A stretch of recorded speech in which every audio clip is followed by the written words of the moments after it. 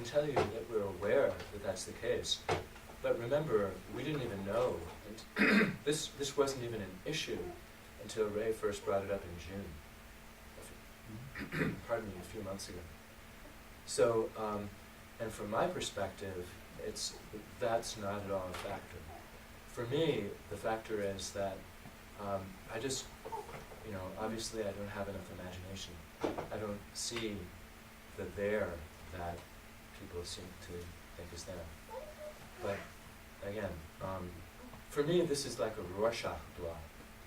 You have inconclusive evidence of an unidentifiable effect, and what it allows is for people to kind of, for all of us really, it's a kind of all-purpose vessel for feelings of, for the various, for the fear, the anxiety, the dread, the discontent that we can't pin down, we can't find a name for it. It gives it a name. It gives it a focal point that we can then sort of fight, because that's what we want to do. We want to deal with it, and I totally understand that. But when John, when you talk about lack of choice, I totally get that. Or suspicion of big business. Yeah, I agree. The corruption of science by companies funding grants to universities or whatever. Yeah, but that's definitely kind of feeding into this. But the things that I worry about for my kids are more like they're being in a bus accident, or they're getting maybe bullied, or they're suffering from bad food, that sort of thing. I just don't see for myself a basis to worry about Wi-Fi in the absence of evidence to worry about Wi-Fi. That's essentially. Scott, I want to push back a little bit. I want to finish though. Okay, go. Okay, yes. I think there's this great fear on the side of people that are afraid of losing this too, because it's such a sexy, wonderful thing to have, and so there's that same fear of people who don't want to let go of something that they've got that's brand new and magical, because 10 years ago we didn't have it. 10 years ago it was a non-issue, and in fact 2 months ago for me it was a non-issue, and it was a really great thing to get. We got high-speed in a house. We'd had for 15 years we'd had a telephone modem, and you couldn't download anything on the internet on that. You were lucky to get your emails out, and so in July we had, for 2 months, and I wasn't paying attention to this issue at school at all. I think I'm not in school. And then it dawned on me that it was the same thing as it was in school. And I found that I could, after my initial enthusiasm about using the thing for 6 hours a day for a couple of months, I wound down a little bit, and I found that I really could get along on 10 or 15 minutes, 15 or 20 minutes a day, plugging into a wire and then not having to be plugged in and not having any radiation in the meantime. But what I'm really afraid of is that my greatest fear is that this is being done for the fruits, for the candy, which is the computers. You don't have to be afraid of that. Well, that's what I need to be convinced of. Let me speak to that then. I've said I wouldn't voice my opinion too strongly tonight, and I won't. But I will say that I was a member of that committee. That had nothing to do with my support for this. In fact, I mean, the money and the laptops, in fact, my take on it was we should have a mobile lab that goes around community to community, or village to village within our community, so that those people who don't have access at their homes could have access. And it should travel around to hotspots, so that we could somehow make accessible the information that's available to those of us who have it at home. So, now I'm going to finish. I'm an educator and have been for many years. 10 years ago it didn't exist. 10 years ago I could go to a library that was incredibly fully well staffed and very well, the collection was in great order. Can't do it today. With my students today, if I don't have the internet, they don't have research information. It just doesn't exist because libraries are not purchasing and cannot purchase the hard copy that we have. I can't take my kids to UVM. I teach high school. I can't take them to UVM, which is where the sources of the information might lie. So if they were deprived of the internet connection, then yes, it would seriously impact. It's not the whistles and bells of the equipment, it's the access. But you Now, don't need the Wi-Fi for the internet. Now, I will tell you that I teach in 4 different classrooms, okay? One of them is wired, the other 3 are not. I need to access information in all of those classrooms. I do move around, and that's fine. I think there are also a range of solutions, so I'm not gonna talk about, yes, no, or maybe, but there are a range of solutions that range from absolutely yes, I said this earlier, to absolutely no. Either of those are the wrong solution. There's the Luddite solution to turn it all off and, make the internet go away. That's never gonna happen. There's the technology solution, which is technology is the solution to everything. I don't think that's it either. And I think that somewhere in the middle, which is a managed and thoughtful way to approach it, is very possible. It makes it accessible. I don't think it has to be limited by turn it on 1 hour a day for the school. I think we have 6 hotspots in this school and many more in other schools. They can be tapped into in a lot of different ways, but when I walk out of a classroom, I turn off the light switch. And it's not any harder for me as a teacher to turn off the switch, the same switch that's on the hotspot. Are you gonna lose your computers if you don't go Wi-Fi? If it doesn't exist in the building, yes. But there's no reason that it shouldn't exist, in my opinion, in some managed way. There's room for all of that. Our kids are exposed to an enormous amount of things that are causally linked, and we know it every single day, and we're okay with it. This is one that we It makes a don't. difference whether you have a say in it or not. If you have no control over it, it's much more fearful. There are so many things we have no control Could we have over at one at a school. time? You're doing it back and forth. Okay, I will. We can. Yeah, So thank you. this is the part that I said I wouldn't do, so I'll check out. Many options exist. and I'll let But somebody else. fear is basically when you can't do much about it. When you have control over something, people aren't so fearful of it. I think it's probably a reasonable statement that most people would prefer control over things than no control. This is not the format that you said we would have, back and forth debating. You're right, and that's why I said. I think it's I'm not- inappropriate. I don't like you batting down somebody else's ideas. I'm not batting him down, he asked me what my opinion was. He I asked did me a ask for an direct answer. question. I'm happy with the way things are going. I'm perfectly happy not to be quiet for the rest of the I'm time. happy with the way things are going. Thank you. So, I say one more thing, connecting up a little bit, the man who was speaking back there. I don't have television, I haven't had it for 40 years. But I have a computer and I record and I have to have it for editing and I don't even have running water. My daughter finally put electricity in the snow, there was no not having it. So I'm happy about that, but, I'm going to say one thing that I saw on the television of my client's television. It was a Nova discussion, and it was, and it included all kind of strange things.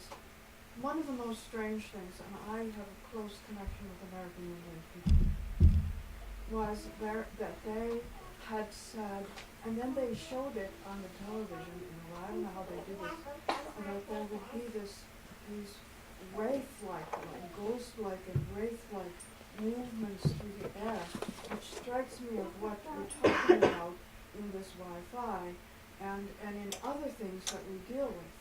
And that would be very detrimental to us and perhaps harmful to in a penetration of our thinking or our wavelengths, like that. But it had a great power to it. I suppose I respect Nova too.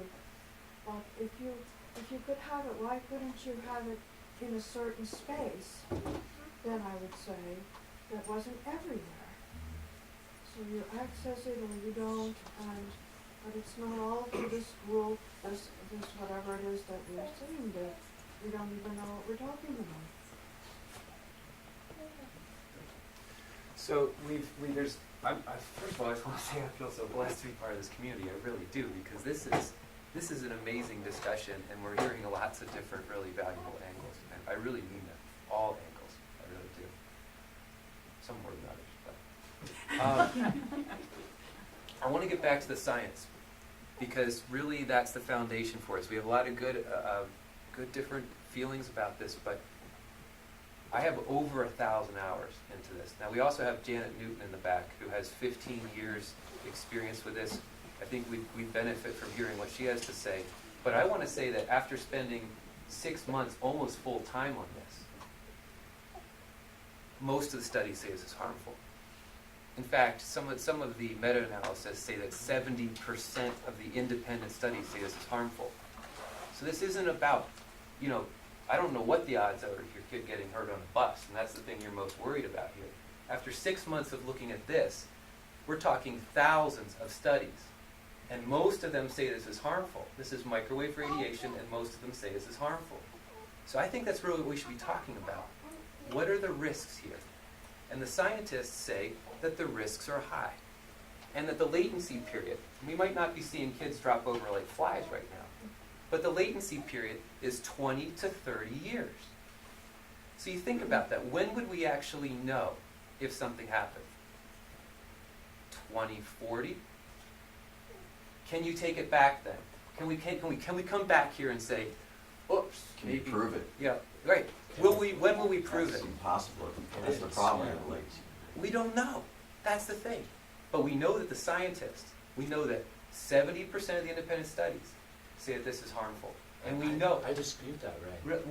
That's not what I'm seeing. Well, I have. That's not what you're seeing. I'm sure Well, it's everybody. not. Can we if do you- one at a time, If you can, Scott? look for it. You, Look for you it. go after me, okay? Okay. After me. What I'm saying is, Dr. Henry Lai, with 35 years experience as a doctor of, he gets into DNA damage. He's proven over and over again that DNA damage happens as a result of RF exposure. He says that 70% of the studies show that this is harmful. So I'd like to hear what your meta-analysis says. Independently funded, the difference is the Yeah. funding source. Independently funded. No, I just urge you, if you really are interested in this, look yourself. I think it's great to have this sort of package, but I'm not asking you to take what I say on faith. But I don't think you should take what anybody says on faith. I think you should look into it yourself. That's what being an educated person is all about.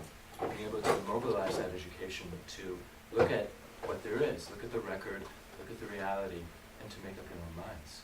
And that's all. And you may decide that you agree with Ray, and that's great because you've done it yourself.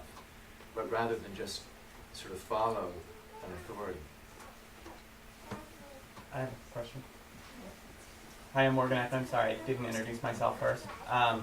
But for Ray, would you, you mentioned that you would rather have your children not using technology as much. Okay. Did I? Yes, you said you would rather find other ways to have your children learn and detach from the technology, and put down. I don't want to overemphasize technology. I mean, I use technology all day long. I'm a computer person. My kids use the computer an hour or two a day, which is probably pretty high according to standards. I have no problem with kids using computers. I have problems with them being irradiated by something that's 3 times the amount of radiation as a cell phone right on a child's lap. That's the facts. Let's say it's not on the lap, but anyway, I'm just saying. Just right here. You would like. I You would don't like want your my child. 9-year-old being irradiated by 3 times So the if we cell turn phone. off wireless Yeah. and they were in front of the computer for 8 hours a day, would you? That'd be a problem. That'd be a problem. Okay. Would you go to a school? Would you send your children to a school if they were on to another school if they were on the computer for 4 hours a day? At what age? Any age. At a 5-year-old? No, I wouldn't send my kid to that school. The American Academy of Pediatrics has actually put So out I'm statements. sorry. No, I'm sorry. I was not asking. Do you I was want- just asking. I just wanted to get a perception of how this are we going about to get me? your 2 children to our school? What would we do to get your 2 children in our school? So currently? what would you want to bring us back to me? Well, I'm asking you that. I'm asking the question. What would you do? Well, first of all, I won't send my kids to this school if they're being irradiated by something that has 3 times the power of a cell phone and it's an involuntary situation. It's not going to happen. Okay, if we wired Yes. the school, and I would like to open this question up to all the people who have children who they don't want to come to our school because of technology in classrooms. What's the border? Where would you say it's okay for us to have 4 hours of technology a day, I think 2 hours of technology a day, 1 hour of technology a day, no technology at all? I think it depends on the classroom and the age. It really does, because I think as the kids get older, more of it's appropriate. But I don't have a figure for you right now. I think that the teachers are the ones who need to make a decision about and that. that's exactly right. I think you're exactly right. That's the teacher's decision, and I think that by making these barriers, We're just talking about wireless. I didn't know any other barriers. You're going to make decisions for the teachers on how they can teach their class. You want to define Don't how put they words can in my have the mouth. wiring. Oh, sorry. Okay. I just don't want you to put words in my mouth. I'm not creating barriers. I'm just saying let's not irradiate the kids. That's all. So I just want to speak as a physician to that question. And the American Academy of Pediatrics has come out with statements about how much screen time should be given to kids. And they've said that more than 1 hour per day of screen time for kids increases their risk of attention deficit disorder. So for me, my children are in this school, I would feel uncomfortable before the 6th grade or 7th grade having my child sitting in front of a screen for more than an hour a day. I don't think that that's healthy for kids. So it is the teacher's choice to decide how to teach, and I don't ever want to take that away. But it's my decision as a parent to decide, if the health of my child is being impacted by the school situation. So I would probably consider taking my kids out of the school if that were the case. I'd like to point out as a future parent, probably in this school, that not everybody has that choice of where to send their kids. Whether there's Wi-Fi in the school would affect our choice, maybe if we could afford to send our kids to a private school, but I doubt that we'll have that option. Maybe our farm will be wildly successful in 4 years. 3 years. But we would be disappointed if we had to subject our sons to Wi-Fi in school for 5 days a week, and that would, I don't have time to homeschool, but it would make me seriously reconsider. Yeah. I'm just going to point out real quick, John, to come to you next, but I just want to point out, it's 20 after 8, we promised 8 o'clock. That's what we said, so I don't advocate this, I merely report it. John. I'm on the Yankee response team. If Yankee has a meltdown, I go, not deal with the meltdown, but the after effects. And so I've been trained a lot in terms of exposure to radiation and for the last 18 years. And as was said, the further you get, this basically the level of effect, level of impact decreases by the square distance. So the further you get away from a source of radiation, this is a radiation source, it's a microwave source, which is not great. There's a reason those things are up on towers, not in the line of sight.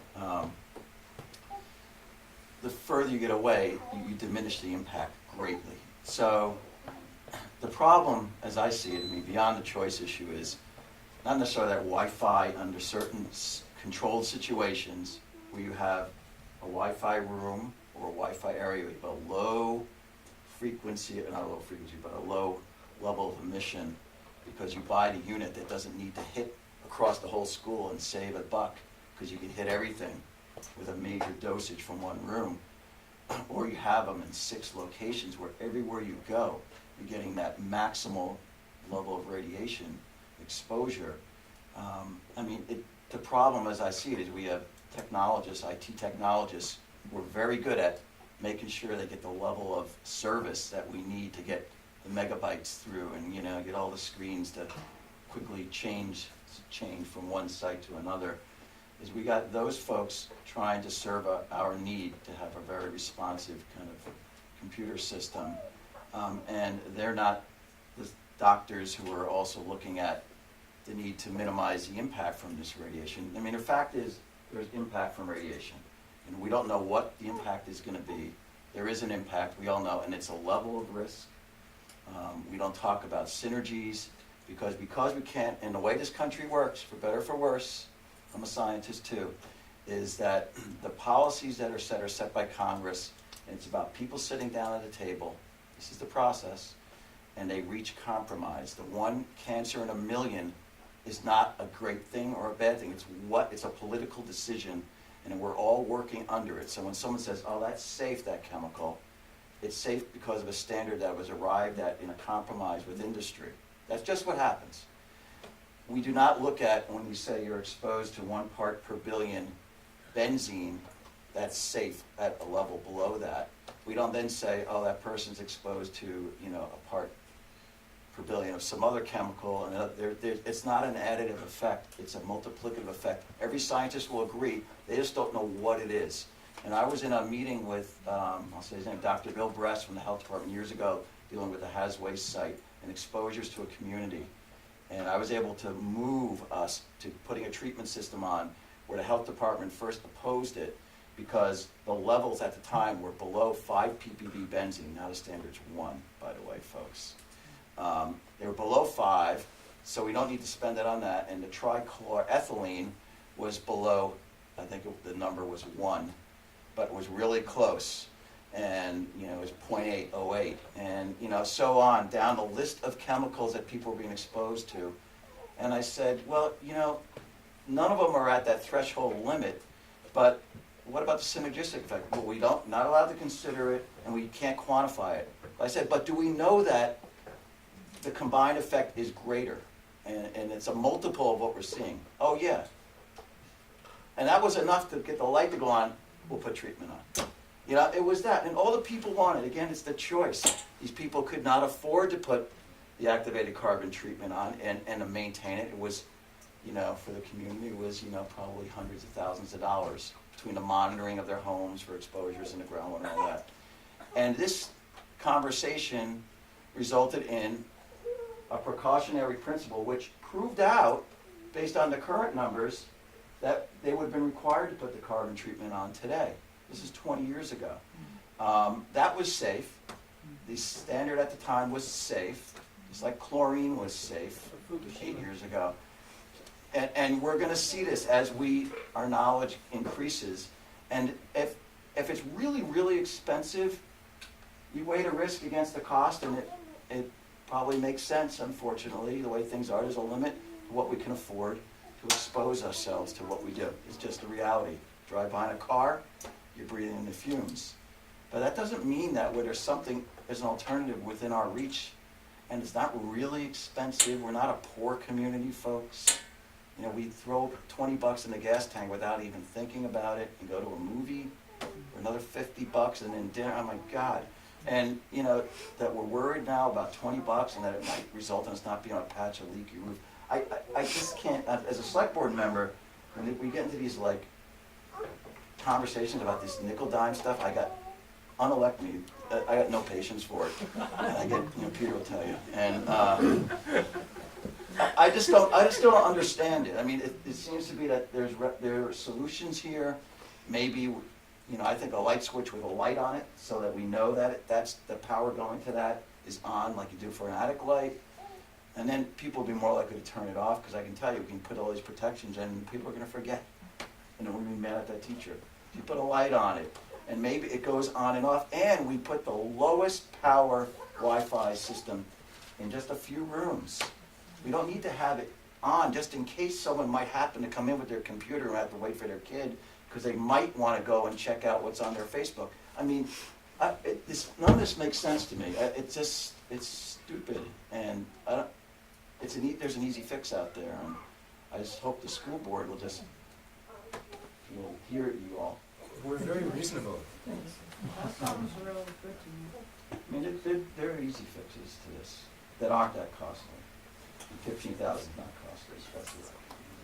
Yes, sir. Well, some of the last 10, 15 minutes has gone by, I realized a couple things that I thought were really important I wanted to share. And one of them was that I wanted to really advocate for a creative solution. And I hear that being mirrored by other folks, but I feel like that's also getting muddled and lost in some of the emotions. We had an emotional 20 minutes there. I mean, as a sensitive person, I don't feel safe sometimes with anger feeling around or other intensity. So I get like set off and like, whoa, wait. And that's what just happened to us. So we need to be like aware of that and conscious of that and identify how that's actually getting in the way of our finding a creative solution. Like, so for example, with cost, I'd be willing to come down and help run cable. Wouldn't other people? Sure. I mean, this is not rocket scientist work. I'm a tech guy, and I can tell you they overcharge, especially schools, especially governments. What, 50, 60, 70, 90, $150 an hour to run cable? $15,000 is not what it would take. Yeah. You know, we could do that out ourselves, figure it out if we wanted. That's a creative solution to me. And I think we can think outside the box, like we have. As long as it has a table. Sorry. Well, no, we can think outside. I'm honestly, I don't like the idea of having a switch and having it there and on and off, but that's a compromise that I think some people might be willing to actually entertain. But if we don't like keep ourselves open and compassionate with each other and hear the concerns that each of us have, like I hear your concern that I'm tied to this idea that it has to be wired, and so I'm trying to also then like address that directly. Like I do care about your concern. We need to do that all together. Because if we don't do that, then we're not going to find that creative solution that we all feel good about. That's why people are taking to the streets right now, because we don't feel good about things in this world. All across the world, people are coming up and saying, hey, I'm kind of tired of this. But the big thing that we're tired of is not having say or control over some of the simple stuff. And we can make that choice. We can be like that, really out there creative group, different from everyone else, like Vermont always does, right? Thanks, we got 1, 2, 3, Chantel, Tim, John. I'll be very brief, we have to run out the door, but I just wanted to say, I've been sitting here listening, had lots of things I wanted to say along the way, but as a leaving thought, I just really want to say that we've lived here for 4 years, I think actually, 4 or 5 years, and I'm always blown away by the intelligence and creativity of the small community, and I just really believe, really deep within my heart and soul, that there are people here that could really come up with a very creative solution that nobody anywhere has come up with. If we just try, if people really want this, and we come together, and we brainstorm, and we hash it out, and we talk, and we work on it, there's a compromise. It doesn't have to be black or white. There can be a middle ground to, it's not going to make everybody perfectly happy, but that's what compromises are, right? So I think there's a way to combine what we've done in our house is combine wired and wireless. The part of the day we turn on the wireless for a short time of the day when we use it the most, and then we turn it off. I've actually got it on a timer. So in the basement, I've got 2 different.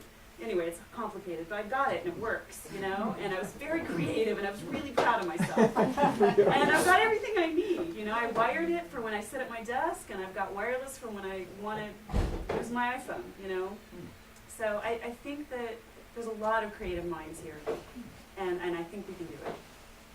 So, on that. Thanks, Chantel. In terms of trying to be creative, I'll try to be less emotional this time, but seriously, Jerry Lesniak has offered to come as a consultant, and he's not one way or the other, to meet with parents, school board, community members for less than $500 and go through the whole school and talk with us about alternatives.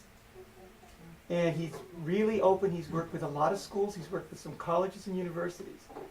And he said, I'll do it really cheap because I understand that, he understood that there were a group of parents and community members that were concerned. And he understands that about this grant, that there's some issues around, I just hope that just as a consultant, I'll pay for part of this. I'll pay for part of it, and I think a few other people here would pay for it. It'll be free, probably. We'll get paid for it. He'll come and meet with us and just talk about creative solutions. And meet with the teachers too. Have them part of it, of course. I was a teacher, I know it's gonna be difficult, but let's just go for that. Why don't we just do that to begin with? And meet with him and get him here and go through the school. I think I hear a school board agenda item. Well, you know, who does have the jurisdiction over this really? The school board does. It's the board of school directors. By statutorily, it's the board of school directors. So. Me? You go. As a school board member, I came here because, well, first of all, I've read a lot of this. I've been online constantly with Wi-Fi, reading this, and I've spoken with Ray many times. We've discussed it. And I also have a science background, trained in biology and chemistry, so I have a pretty good grasp of what's going on. But the main reason I'm here tonight is because I really wanted to hear what you people had to say. We can think about this all we want, but we really want to do what's best for our children and what our community wants. And I think it's really important that you've all come here tonight to discuss this. And I just wanted to thank you all for that.